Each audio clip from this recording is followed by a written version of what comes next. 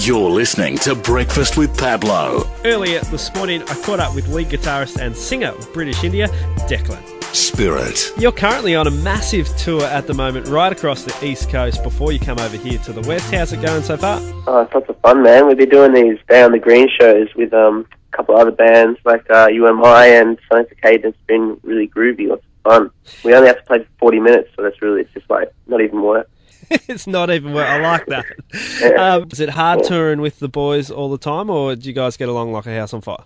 House on fire most of the time. I think when we were a bit younger, because there's kind of four big egos, you kind of clash a bit.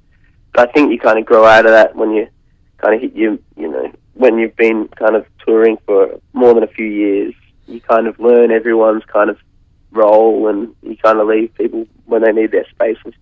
So you find a cruising altitude, but when you first get in the van, you're all, you're four little punks, so you're always winding each other up.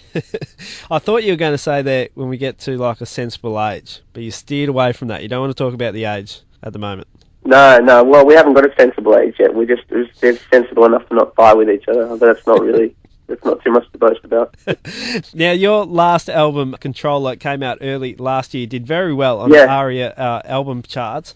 The song Summer Forgive Me, it's such a good single. What's the feeling like? What's the feeling like when you write something like that and you realise after you've written it and you've played it that first time that you're onto a winner? It's a great feeling. That's what we live for, man. But you're never really quite sure how good something is because you kind of like the four of us will like it. That doesn't mean it's necessarily any good because we've liked some real stinkers in our time. So it's usually like, if we write it, we kind of look around the room and go like, this is really good. But then we send it on to like management and the label and stuff. And then only then when they say, yeah, this is actually really good, that's when we pop the champagne and go, yeah, man, we got one. After you guys finish this big tour that you're doing this year, are you guys going to all sit down and collaborate on another album? Yeah, we've already kind of started the process. The writing process is nearly done, but now we're kind of shopping around for producers. So, as soon as we get back from the tour, we're pretty much, I think, in the cold Melbourne winter, we'll start making the next one. I've been following you guys on Twitter, and you post some pretty funny stuff, and you like to interact with the fans as well. Is that Twitter's such a great medium for that? Do you love getting on there and chatting to everyone? Yeah, especially, girls in their early 20s.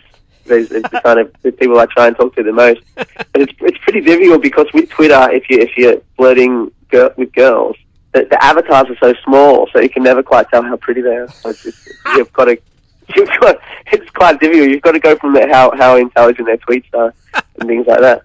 But we do like talking to the bro. If people would take the time to join us on Twitter and then contact us, we're certainly going to hit them back. That's for sure. Awesome, yeah, it's a great way to get in touch with everyone. And I guess for all the 20-year-old girls out there listening at the moment, make sure you send British India a tweet today.